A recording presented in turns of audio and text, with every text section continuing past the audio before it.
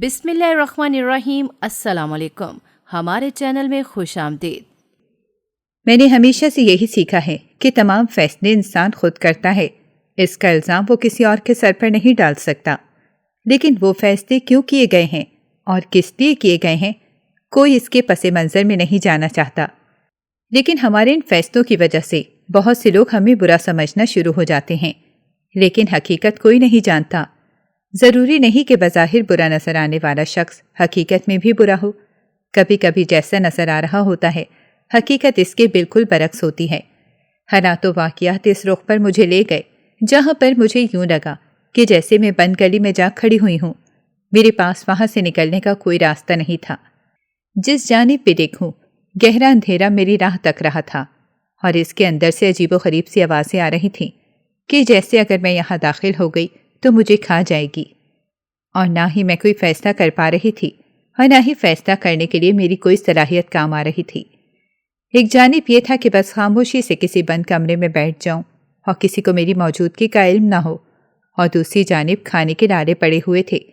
یہ ہمارا پیٹ بھی کتنا خود غرض ہوتا ہے کہ اس کو ہمارے اوپر بیتنے والی قیامت سے کوئی غرض نہیں ہوتی، بلکہ اس کو اپنے کھانے کی فکر ہوتی ہے، اور اس کے بغیر نہ ہمارا دماغ کام کرتا ہے اور نہ ہی ہمارا جسم ہمارا ساتھ دیتا ہے۔ سو جس طرح کے بھی حالات ہوئے، انسان سب سے پہلے کھانے کے بارے میں ہی سوچتا ہے کہ کھانے کے متعلق کیا کرے گا۔ میں اپنی ایک دوست کے پاس مدد مانگنے کے لیے گئی تو اس نے پہلے تو مجھے حیرانی سے دیکھا اور پھر کہا کہ میرے گھر کے حالات سے تم اچھی طرح واقف ہو، میں تمہاری مدد نہیں کر سکتی۔ میں نے دکھ سے اسے دیکھا تو اس نے کہا کہ یقین کرو، میں چاہ رہی ہوں کہ میں تمہاری مدد کروں، مگر اس وقت میرے حالات اس چیز کی بالکل بھی اجازت نہیں دے رہے۔ پھر دکھ سے میرے ہاتھ پر ہاتھ رکھتے ہوئے کہنے لگی کہ جب دوست تکلیف میں ہوتے ہیں تو ان کی مدد کرنے کو دل کرتا ہے، لیکن تم اچھی طرح جانتی ہو کہ میں خود کس طرح کے حالات میں گزارا کر رہی ہوں۔ اس وقت میں تمہیں ایک وقت کی روٹی تو دے سکتی ہوں، لیکن اگلے کئی دن کا راشن دینے کی حالت میں خود بھی نہیں ہوں۔ میں اس کی بات سے اتفاق کر رہی تھی، لیکن پھر بھی مجھے بہت دکھ ہو رہا تھا کہ جو مجھ پر برا وقت آیا تو کوئی بھی دوست ساتھ دینے کو تیار ہی نہیں تھا۔ یہ وہی دوست تھے جن کو میں نے کھلایا پلایا تھا۔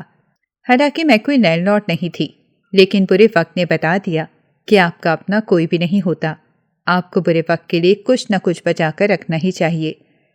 جب میری سب سے عزیز دوست نے مجھے اتنی بری طرح مایوس کر دیا تو میں وہاں پر تو مضبوط بنی رہی، لیکن واپسی پر مجھے بہت زیادہ رونا آیا، اور اس پل مجھے کچھ سمجھ میں نہیں آ رہا تھا کہ میں کیا کروں۔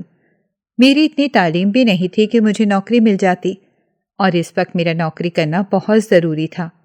میں گھر پر آئی تو اماں نے مجھے امید بھری نگاہوں سے دیکھا۔ میں نے ان کو تسلی دی، حالانکہ میرے پاس اس وقت تسلی دینے کے لیے الفاظ بھی نہیں تھے، مگر میں نے ان سے کہا کہ میں نے نوکری کی بات کر لی ہے، مجھے نوکری مل جائے گی۔ اور اس وقت یہ سفید جھوٹ بولتے ہوئے میرا دل بری طرح ٹوٹا۔ مجھے کچھ علم نہیں تھا کہ میں کیا کروں گی۔ تمام دوستوں نے مایوس کر دیا تھا، اور رشتوں پر تو مجھے ویسے بھی اعتبار نہیں رہا تھا کہ ان رشتوں نے ہی تو ہمیں کسی لائق نہیں چھوڑا تھا۔ میں نے آسمان کی جانب دیکھا اور اللہ سے کہا کہ میں آپ سے انصاف کی توقع کر رہی ہوں۔ جن لوگوں نے ہمیں ایسے حالات سے روشناس کروایا ہے، میں ان کو معاف نہیں کروں گی، اور آپ کی جانب سے مکافات عمل کی منتظر رہوں گی۔ پھر میں بیٹھ گئی اور سوچنے لگی کہ مجھے کیا کرنا چاہیے۔ تعلیم میری بہت زیادہ نہیں تھی کہ مجھے کہیں پر بھی نوکری مل جاتی، اور ویسے بھی میں نے ابھی 12 جماعتیں ہی پاس کی تھیں، اور ان کی بھی سندیں میرے پاس نہیں تھیں۔ میں بے بس تھی اور کچھ سمجھ نہیں آ رہا تھا کہ مجھے کیا کرنا چاہیے تھا۔ ابھی میں نے ان سوچوں سے جان چھڑانے کے لیے اپنا فون اٹھا لیا اور وہاں پر اداکاروں کی زندگی کو دیکھنے لگی۔ ان کی زندگی میں کوئی دکھ نہیں تھا، کس قدر آسانی سے وہ لوگ جی رہے تھے۔ خوشیاں ہی خوشیاں اور آسائشیں ہی آسائشیں ان کے پاس تھیں۔ عزت، دولت، شہرت اور پیسہ سب کچھ ان کے پاس تھا، سکون ہی سکون تھا، اور ایک میں تھی کہ جس کو 2 وقت کی روٹی کے لالے پڑے ہوئے تھے، اور اسی فکر میں سو ہی نہیں پا رہی تھی۔ یہ سب مجھے مزید پریشان کرنے لگا تو میں نے فون رکھ دیا۔ تبھی میرے دماغ میں ایک بات آئی، میں فوراً اٹھ کر بیٹھ گئی۔ پھر خیال آیا کہ جس کو میں نے پہلے تو چند لمحے سوچا، پھر چھٹک دیا، لیکن اس خیال نے میرا پیچھا نہیں چھوڑا۔ تو میں نے بھی سوچا کہ ایسا کرنے میں کوئی حرج نہیں ہے۔ ویسے بھی اب کس کو میری پرواہ تھی؟ اب کون تھا جو میری فکر کرتا یا جس کو میری عزت کی پرواہ ہوتی۔ میں نے اداکارہ بننے کا فیصلہ کر لیا۔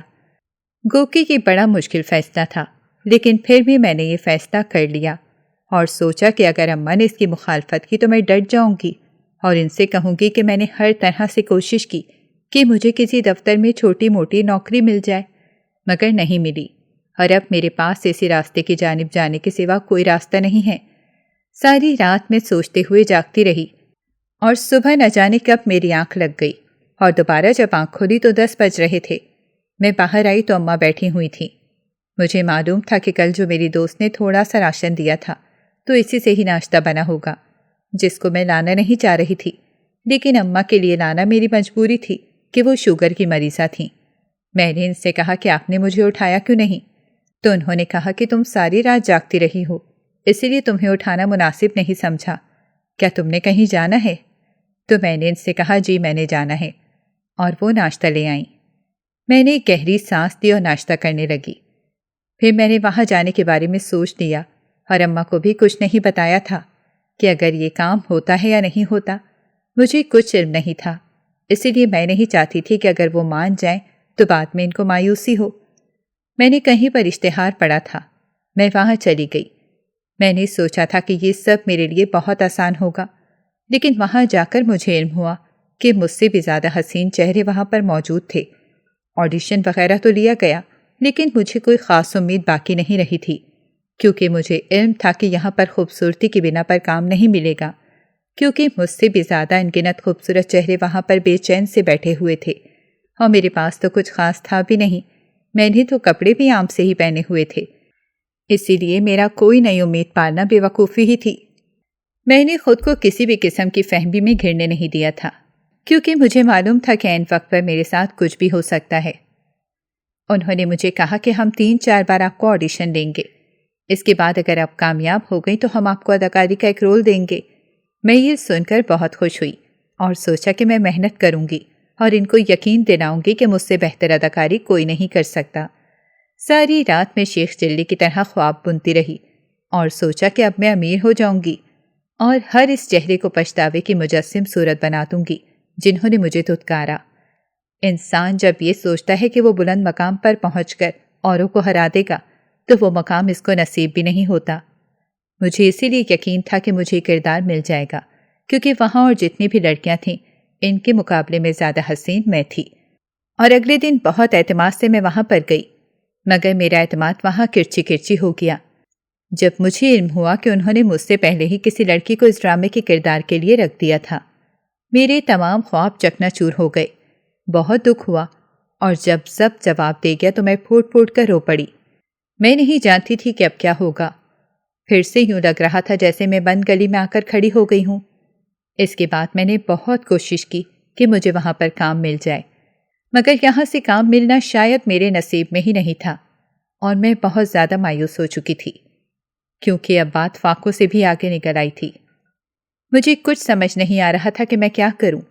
میں جس بھی طرف ہاتھ ڈالتی تھی اسی میں نقصان ہو رہا تھا، اور مایوسی ہر روز بڑھتی ہی جا رہی تھی۔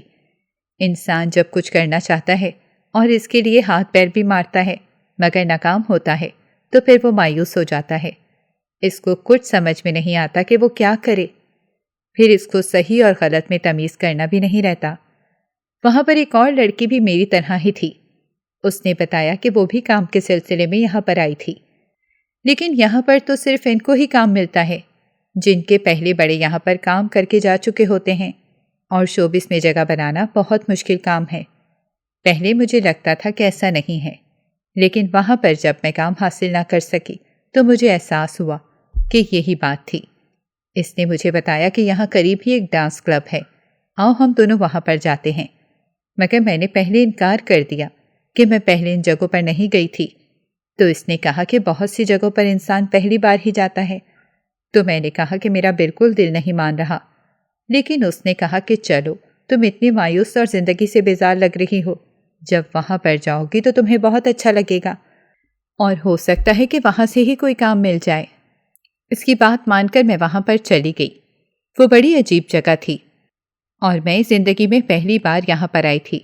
یہاں پر کلاس کی لڑکیاں اپنی مرضی سے ڈانس کر رہی تھیں، میں بھی بس حیرانی سے ان کو دیکھ رہی تھی۔ کہ مہنگے مہنگے ملبوسات میں یہ کتنی خوش نصیب لڑکیاں تھیں کہ ان کو کسی بھی چیز کی کوئی پریشانی نہیں تھی۔ ان لوگوں کو دیکھ دیکھ کر میں مزید ہی ڈپریشن میں جا رہی تھی۔ اس کے بعد میں روزانہ وہاں پر جانے لگی اور پھر میں نے ایک نئے پیشے کے متعلق سوچا کہ میں ان لوگوں کی ویڈیو بناؤں گی اور پھر ان کو بلیک میل کروں گی اور یوں تھوڑے بہت پیسے آنے لگیں گے۔ میرا ضمیر اس بات کے لیے بالکل بھی نہیں مان رہا تھا، لیکن میرے پاس پیسوں کا اور کوئی ذریعہ نہیں تھا، اسی لیے مجھے اس کا سہارا لینا پڑا۔ پہلے روز تو میں نے بہت ہمت کا مظاہرہ کیا اور ڈرتے ڈرتے ویڈیو بنائی کہ پتہ نہیں اس کا میں صحیح استعمال کر بھی پاؤں گی یا نہیں۔ دراصل اس کا غلط استعمال کرنا میرے لیے بہت بڑے خطرے کی بات تھی کہ اگر میں پکڑی گئی تو بہت مسئلے ہو جائیں گے، اور اس پریشانی کے دور میں کوئی بھی مسئلہ حل کرنے کی پوزیشن میں نہیں تھی۔ میں نے پہلی ویڈیو بنا لی اور کچھ دماغ وغیرہ لڑا کر میں نے اب اس لڑکی کا نمبر حاصل کیا اور پھر اس کو بلیک میل کرنے لگی۔ وہ بہت ڈر گئی تھی اور اس نے میرے اکاؤنٹ میں پیسے بھیج دیے اور یوں میرے لیے جیسے یہی ذریعہ معاش بن گیا۔ میں اب یہی کام کرتی تھی۔ کبھی کبھی میرا ضمیر غیر مطمئن بھی ہو جایا کرتا تھا، لیکن پھر میں نے یہ کہہ دیا کہ جب میرے پاس کوئی اور ذریعہ نہیں ہے تو پیٹ بھرنے کے لیے یہ کرنا غلط نہیں ہے۔ پھر میں نے سوچا کہ ایسے تو میں بہت ہی آسانی سے پکڑی جاؤں گی اور اس کام میں پیسہ بھی بہت تھا، تو یہ میں چھوڑنا نہیں چاہتی تھی۔ تو میں نے تھوڑی بہت سوچ وچار کے بعد اپنا کلب کھول دیا۔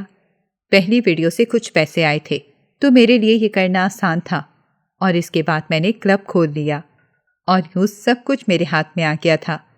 اب مجھے کسی کا ڈر نہیں رہا تھا، کیونکہ مالک پر کوئی بھی شک نہیں کرتا، کیونکہ لوگوں کو پتہ ہوتا ہے کہ جس نے ایک کلب کھولا ہوا ہے وہ کبھی بھی اپنے کلب کی ساکھ پر بات نہیں آنے دیتا۔ سو مجھے یقین تھا کہ بات مجھ پر نہیں آئے گی۔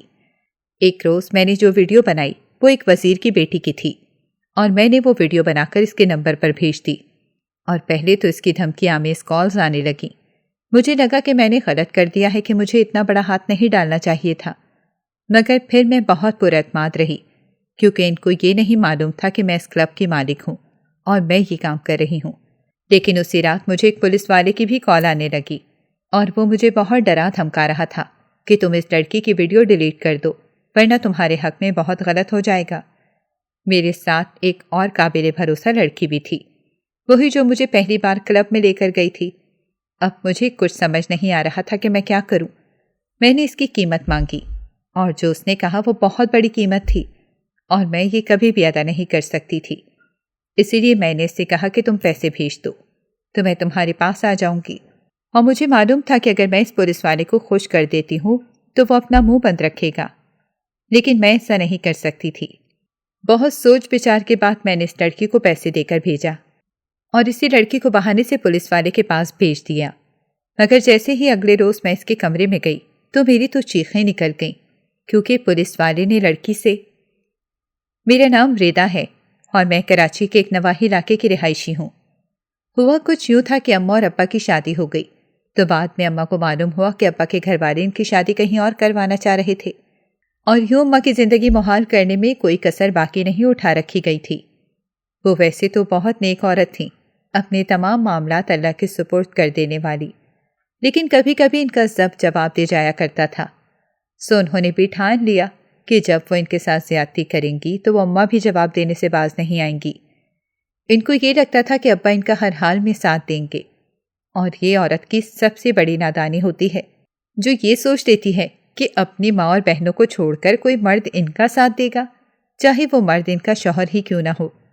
ابا کو یہ بات معلوم تھی کہ ان کی بہنیں ان کے ساتھ زیادتی کر جایا کرتی تھیں، مگر پھر بھی وہ کہتے تھے کہ ان کی ماں اور بہنوں نے ان کے لیے بہت قربانیاں دی ہیں، اسی لیے تم تھوڑی بہت بات برداشت کر جایا کرو۔ ایک بار تو وہ لوگ باقاعدہ ابا کے لیے رشتہ دیکھنے چلی گئیں، تو یہاں پر اماں کا ضبط جواب دے گیا تھا اور وہ غصے سے نانی کے گھر پر چلی گئیں۔ وہاں پر سب نے ان کو بہت سمجھایا کہ تمہیں یوں اپنی جگہ نہیں چھوڑنی چاہیے، تو اماں نے دکھ سے کہا کہ میرا شوہر بھی کچھ نہیں کر رہا، اس کا بھی ان عورتوں پر بس نہیں چل رہا، تو کل کو مجھے چھوڑ دے گا، اور کل کے چھوڑنے سے بہتر ہے کہ وہ مجھے آج ہی چھوڑ دے، کیونکہ آج میرے پاس اولاد نہیں ہے تو میں سمجھوتا کر لوں گی، لیکن کل میرے پاس اولاد آ گئی تو مجھے پتہ نہیں کس طرح کے حالات سے گزرنا پڑے گا، اور میں اس کے لیے ذہنی طور پر کبھی تیار نہیں ہو سکتی۔ میں نہیں چاہتی کہ میری اولاد کسی قسم کی ذہنی تکلیف سے گزرے، کیونکہ وہاں پر وہ عورتیں اسے کبھی بھی جینے نہیں دیں گی۔ پھر سب بڑے اس بات کے درمیان آئے اور ان سے کہا کہ جب آپ اماں کو اپنی مرضی کے ساتھ اپنے بھائی کے لیے بیاہ کر لے گئے تھے تو اب یہ کوئی تک نہیں بنتا کہ آپ اس بھابھی کے ہوتے ہوئے اپنے بھائی کے لیے ایک اور لڑکی دیکھنا شروع کر دیں۔ تو اس پر میری پھپھو نے کہا کہ جلد بازی میں ہم سے غلط فیصلہ ہو گیا ہے اور ہم اس پر پچھتا رہے ہیں کیونکہ یہ لڑکی کسی بھی طرح سے میرے بھائی کے لائق نہیں ہے۔ بات دراصل یہ ہے کہ ابا پڑھے لکھے تھے اور اماں بالکل بھی پڑھی لکھی نہیں تھیں۔ تو میرے نانا نے سمجھاتے ہوئے کہا کہ دیکھو آج کل کے زمانے میں یہی کچھ ہو رہا ہے کہ مرد پڑھا لکھا ہوتا ہے اور عورت ان پڑھ ہوتی ہے۔ تو انہوں نے کہا کہ ہم نے جلد بازی میں اپنے بھائی کے ساتھ زیادتی کر دی ہے، مگر اب ہمیں احساس ہو رہا ہے کہ ہمیں ایسی لڑکی بالکل نہیں کرنا چاہیے تھی۔ ہمارے بھائی کے ساتھ کوئی ٹکر کی لڑکی ہی چل سکتی تھی۔ اب ہمیں اپنی غلطی کا احساس ہو گیا ہے تو ہم اس کا ازالہ کرنا چاہ رہے ہیں۔ نانا ابو نے جب ابا سے بات کی تو انہوں نے کہا کہ میں ایسا نہیں کروں گا، آپ فکر مت کریں، مگر آپ اپنی بیٹی کو بھی تو سمجھا بجھا کر بھیجیں کہ یہ ان لوگوں کی باتوں کو نظر انداز کر دیا کرے، کیونکہ جب یہ ان ایک ایک کا جواب دے گی تو وہ اس کو ستانے کے لیے یہ سب کریں گی اور ہمارے لیے پہلے سے بھی زیادہ مشکلات کھڑی ہو جائیں گی۔ میں اب روز روز کی چیخ چیخ سے تنگ آ چکا ہوں۔ اگر انہوں نے یہ سب ختم نہ کیا تو معذرت کے ساتھ میں اپنے ذہنی سکون پر مزید سمجھوتا نہیں کروں گا۔ پھر آپ مجھ سے شکوہ نہیں کریں گے، کیونکہ میں آپ کو پہلے ہی وارننگ دے چکا ہوں کہ میں جب گھر پر آتا ہوں روز کوئی نہ کوئی نئی لڑائی، کوئی نہ کوئی نیا شکوہ میرے لیے تیار ہوتا ہے، اور میں یہ سب اب مزید برداشت نہیں کر سکتا کیونکہ میری ہمت جواب دے چکی ہے۔ پھر نانا گھر گئے اور اماں کو بھی سمجھایا کہ عورت کو گھر بساس کر دینا، اور اماں نے کہا کہ ابا وہ ایسی ایسی باتیں کرتی ہیں کہ میں چاہ کر بھی خاموش نہیں رہ کہا۔ تو اس پر نانا ابو نے کہا کہ تمہیں اس بار خاموش رہنا پڑے گا کیونکہ تمہارے شوہر نے واضح طور پر کہا ہے ماحول اب خراب ہوا تو وہ کوئی فیصلہ کر لے گا، کیونکہ تم عورتوں کی روز روز کی لڑائی سے وہ غریب بھی اب تنگ آ چکا ہے۔ اس پر اماں نے حیرانی سے دیکھتے ہوئے کہا، تو انہوں نے کہا کہ تم سمجھدار ہو کہ شادی کے بعد کس طرح کے فیصلے کیے جاتے ہیں، تو ہماری دکھ سے کہا کم از کم آپ کو تو سمجھنا چاہیے۔ تو انہوں نے کہا کہ تمہیں اپنے شوہر پر یقین رکھنا چاہیے۔ تو انہوں نے کہا کہ میرا شوہر جس طرح کی عورتوں کے درمیان میں رہتا ہے تو میں چاہ کر بھی اس پر یقین نہیں کر سکتی۔ نانا ابو نے ان کو سمجھایا اور واپس گھر بھیج دیا۔ کچھ ہفتے تو سکون کے ساتھ گزر گئے کیونکہ اماں نے اب تہیہ کر لیا تھا کہ وہ کبھی بھی ان عورتوں کی باتوں میں نہیں آئیں گی اور جذباتی ہو کر کوئی فیصلہ نہیں کریں گی بلکہ ان کو نظر انداز کر دیں گی۔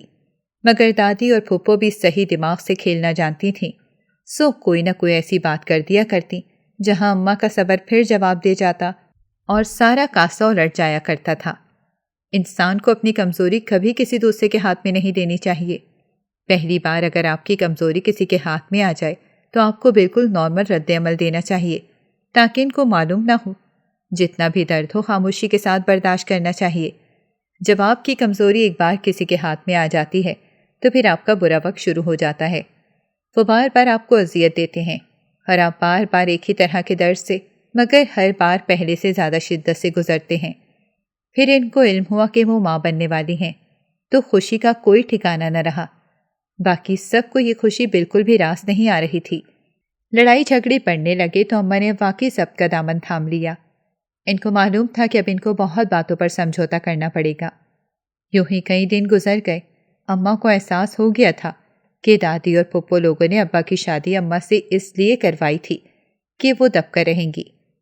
ایک دن وہ کچھ کام کر رہی تھی جب ابا کی کوئی خالہ آ گئیں اور انہوں نے برہمی سے دادی سے کہا کہ آپ نے مجھے کب سے لارے لگایا ہوا ہے؟ میری بیٹی کی عمر کی تمام لڑکیوں کی شادی ہو گئی ہے اور آپ نے پہلے اپنے بیٹے کی شادی خاندان سے باہر کر لی اور پھر ہمیں اس چیز کی آس دلائی کہ جلد ہی اس کو طلاق دے دیں گے اور پھر تمہاری بیٹی کس سے شادی کر دیں گے، اور میں نے تمہاری ان تمام باتوں پر یقین بھی کر لیا۔ اب وہ ماں بننے والی ہے تو یہ سب کیسے ہوگا؟ اگر تم سے یہ سب نہیں ہو پا رہا تو تم اپنی ہار تسلیم کر لو اور بتا دو کہ تم ایسا نہیں کر پاؤ گی تاکہ میں اپنی بیٹی کی کہیں بات تو چلاؤں۔ یہ بات سن کر ایک بار تو اماں کے پیروں تلے سے زمین نکل گئی۔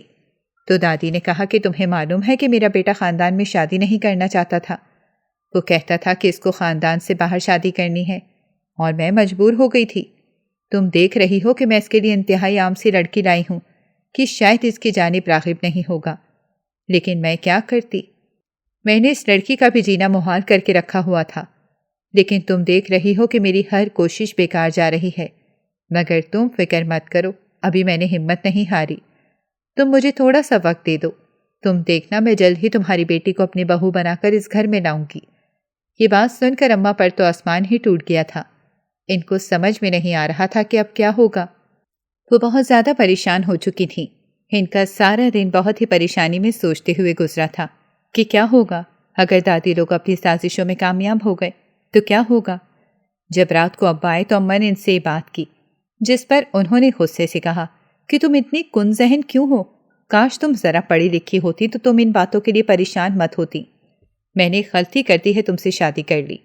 ان کا یہ انداز دیکھ کر اماں کو دکھ ہوا تھا اور کہنے لگی کہ میں نے بس اپنے خدشات بیان کیے ہیں کہ آپ کو بہت ہی محتاط رہنا ہوگا۔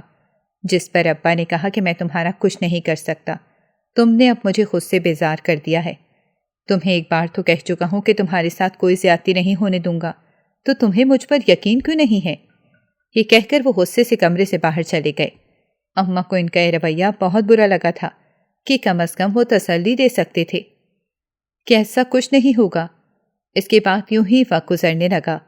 ایسا نہیں تھا کہ ہم لوگوں کے درمیان بات نہیں ہوتی تھی یا لڑائی نہیں ہوتی تھی، ہو جاتی تھی، مگر اماں نے اب سمجھوتا کرنا سیکھ لیا تھا۔ پھر ان کی گود میں آ گئی اور زندگی کافی بدل کر رہ گئی۔ ابا بھی اپنا وعدہ پورا کر رہے تھے کہ انہوں نے اماں کو نہیں چھوڑا تھا اور نہ ہی ان کے ساتھ کوئی زیادتی ہونے دے رہے تھے۔ میں ان دونوں کی زندگی میں جیسے بہار بن کر آ گئی تھی، لیکن ہم بھول جاتے ہیں کہ بہار کے جانے کا بھی ایک موسم ہوتا ہے، کیونکہ خزاں نے آنا ہوتا ہے۔ ایک دن اماں نے دیکھا کہ میری پھوپھو فون پر کسی سے بات کر رہی ہیں۔ اماں نے سن لیا تھا کہ وہ گھر چھوڑنے کے متعلق کہہ رہی تھیں۔ پہلے تو انہوں نے سوچا کہ میں نظر انداز کر دیتی ہوں، لیکن پھر ان کو خیال آیا کہ نظر انداز کر دینے سے بہت سے مسئلے ہو جائیں گے، یعنی اگر وہ گھر چھوڑ گئیں، یعنی گھر سے بھاگ گئیں، تو باقی سب کی عزت پر بھی بات آ جائے گی۔ تو بہتر ہے کہ ابا کو اعتماد میں لے کر سب کچھ بتا دیا جائے۔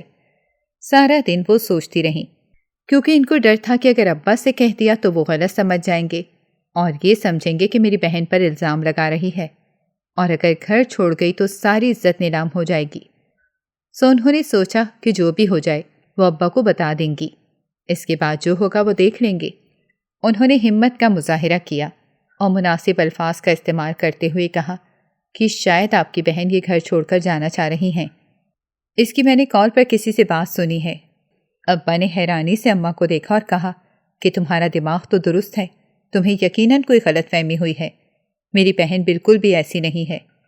اماں نے کہا کہ میں نے یہ باتیں خود سنی ہیں۔ تو ابا کا پارا ایک دم ہائی ہو گیا اور کہنے لگے کہ میں نے بہت برداشت کر لیا، اب تمہیں ایسی کوئی بکواس کی تو میں تمہارا منہ توڑ دوں گا۔ اس کے بعد انہوں نے اپنی بہن یعنی میری پھپھو کو بلایا اور اس سے پوچھ گچھ کی تو انہوں نے روتے ہوئے کہا کہ آپ یقین نہیں کریں گے، میں نے بھابھی کو کسی سے بات کرتے ہوئے دیکھا اور انہوں نے کس قدر چالاکی کے ساتھ سارا معاملہ مجھ پر ڈال دیا ہے۔ انہوں نے اس سے کہا تھا کہ تم 10 بجے مجھ سے ملنے آنا، تب میرا شوہر سو چکا ہوتا ہے۔ اماں نے غصے سے کہا کہ تمہیں شرم آنی چاہیے ایسی بات کرتے ہوئے، میں نے ایسا کچھ نہیں کیا۔ جس پر اماں نے کہا کہ 10 بجے کا انتظار کیجیے، اگر کوئی آیا تو کہہ دیجیے گا۔ اور گھر کا ماحول ایک دم سے پتہ نہیں کس طرف چلا گیا تھا۔ اماں نے تو یہ تصور بھی نہیں کیا تھا کہ وہ یہ الزام ان پر لگا سکتے ہیں۔ اور 10 بجے واقعی میں کوئی آیا اور ابا نے جا کر اس کو گردن سے پکڑ لیا اور کہا کہ تم کس سے ملنے آئے ہو؟ تو اس نے کہا کہ میں روبینہ یعنی میری اماں سے۔ تو تب اماں نے بہت قسمیں کھائیں اور اپنی صفائی میں بہت کچھ کہا، مگر پھپھو نے کہا کہ جب میں نے ان کو رنگے ہاتھوں پکڑ لیا تو انہوں نے پہلا الزام مجھ پر لگا دیا، اور ابا نے اماں کو اسی وقت طلاق دے دی اور کہا کہ تم یہاں سے ابھی اسی وقت دفع ہو جاؤ، اولاد مجھے یقین نہیں کہ میری ہوگی۔ اماں کو بہت صدمہ لگا، وہ واپس نانی کے گھر آ گئیں تو نانی کو ان پر بہت غصہ آیا، کہنے لگیں کہ تمہیں اپنی زبان بند رکھنی چاہیے تھی، تم نے اپنی زبان کی وجہ سے ہی طلاق لی ہے۔ اماں کو یہ سن کر بہت دکھ ہوا کہ مشکل وقت میں ان کو سہارا دینے کے بجائے باتیں سنا رہی تھیں، تو وہ غصے سے اس گھر سے ہی نکل آئیں۔ انہوں نے سوچا کہ اب اپنی بیٹی کو ان سب کے سائے سے دور رکھیں گی۔ وقت گزر رہا تھا اور اماں اس شہر سے نکل آئیں اور کہا کہ میں ان سب کو اپنے لیے ترسا کر رکھ دوں گی۔ ان کے پیچھے سب نے یقیناً یہی سوچا ہوگا کہ وہ اس لڑکے کے ساتھ بھاگ گئی ہیں یا ایسی بات کے انتظار میں تھیں، لیکن ان کو کسی کی کوئی پرواہ نہیں تھی۔ انہوں نے سوچا تھا کہ وہ اپنی بیٹی کو کسی بھی قسم کی تکلیف سے نہیں گزرنے دیں گی۔ خیر جب میں نے ہوش سنبھالا اور مجھے سب معلوم ہوا تو دل جیسے اذیت کے گہرے دریا سے ڈوب کر ابھرا تھا۔ مجھے یقین نہیں آیا تھا کہ وقت نے اماں کے ساتھ اتنا برا کیا تھا۔ اس کے بعد ہم جہاں پر رہتے تھے وہ اماں کی بہت پرانی دوست تھیں، تو ایک بار وہ مدد کے لیے اماں کے پاس آ گئی اور اماں نے ان کو وہاں پر رکھ لیا، اور پچھلے کئی سالوں سے وہ ہمارے ساتھ تھیں اور انہوں نے دھوکے سے گھر کے کاغذات اپنے نام کروا لیے۔ اماں نے بہت محنت سے وہ گھر لیا تھا، مگر آخر میں انہوں نے وہ گھر بھی ہتھیا لیا اور ہم پر الزام لگا کر ہمیں وہاں سے نکال دیا۔ اب تو اماں واقعی ٹوٹ گئی تھیں کہ انہوں نے اتنی محنت سے لوگوں کے گھروں میں کام کر کے اور کپڑے سلائی کر کے یہ گھر بنایا تھا۔ اماں کے لیے یہ صدمہ برداشت کرنا بہت مشکل تھا، اور اس کے بعد مجھے بھی نوکری نہیں مل رہی تھی۔ پھر میں نے کلب شروع کیا، اور جب پولیس والے کو خوش کرنے کی خاطر میں نے یہ سب کیا، اور اگلے روز جب میں کمرے میں گئی تو وہ لڑکی سے سب کچھ بتا چکی تھی کہ میں نے کیسے کیسے سب کو بلیک میل کیا تھا، اور وہ مجھے جیل میں لے گیا اور کہا کہ تم نے یہ سب کچھ کیوں کیا۔ میں نے روتے ہوئے سب کچھ بتایا کہ پہلے میرے باپ نے ناجائز اولاد کہہ کر مجھے چھوڑ دیا، پھر نانی نانا نے قبول کرنے سے انکار کر دیا، اور اماں نے اتنی محنت کے ساتھ اتنا کچھ کیا۔ ہم سے یہ گھر ہتھیا لیا گیا اور ہم نے رپورٹ درج کرائی تو کسی نے نوٹس نہیں لیا۔ مجھے کہیں نوکری نہیں مل رہی تھی تو میں کیا کرتی؟ میں نے یہ سارے جرم مجبوری میں کیے تھے۔ میری بات سن کر اس کی آنکھیں نم ہو گئیں اور وہ کہنے لگا کہ مجھے نہیں علم تھا کہ تم ان چیزوں سے گزری ہو۔ تو میں نے کہا کہ میں نہیں، یہ تمام مجرم اسی طرح کے حالات سے گزرتے ہیں۔ کسی کو شوق نہیں ہوتا کہ وہ گناہوں کی جانب جائے۔ یہ معاشرہ آپ لوگوں کی وجہ سے ہی رہنے کے قابل نہیں رہتا۔ اس نے مجھے معاف کر دیا اور کہا کہ میں جلد تمہارے لیے نوکری کا بندوبست کروں گا، تم فکر مت کرو، لیکن تم ایسا کام دوبارہ نہیں کرو گی۔ تو میں یہ سن کر پھوٹ پھوٹ کر رو پڑی اور کہنے لگی ٹھیک ہے، میں دوبارہ نہیں کروں گی۔ پھر اس نے مجھے اچھی جگہ نوکری بھی دلوائی اور اپنے بھائی کے ساتھ میری شادی بھی کروا دی۔ بہت سی مشکلات کے بعد زندگی آسان ہو گئی۔ ہم کبھی بھی کسی کے اوپر گزری کہانی کے پس منظر میں نہیں جاتے۔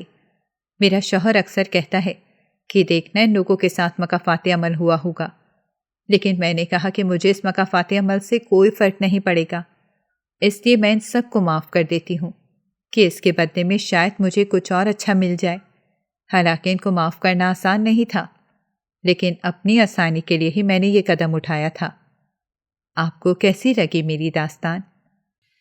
ناظرین، اگر آپ کو ہماری کہانی اچھی لگی ہے تو ویڈیو کو لائک کریں، شیئر کریں اور ہمارے چینل کو سبسکرائب کریں۔